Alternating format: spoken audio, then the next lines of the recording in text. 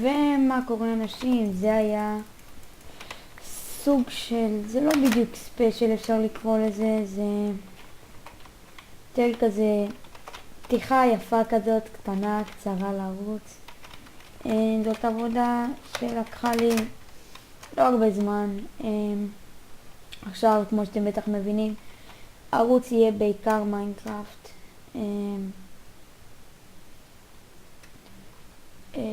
וכעיקרון נראה לי זה יהיה ערוץ כזה, אתם יודעים, MCPVP, דברים כאלה. לא, ערוץ מיינקראפט, כן.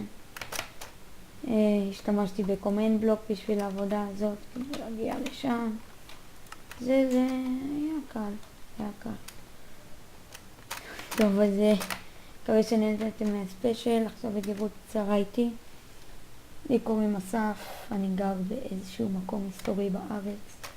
עכשיו, היו לי כמה ערוצים השנה, והיה לנו עכשיו ערוץ, קראו לזה סושייל.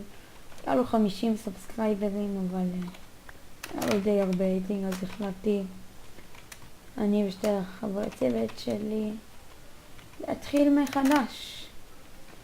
אז כמו שאמרתי, מקווה שנהנתם מהספיישל הקצר.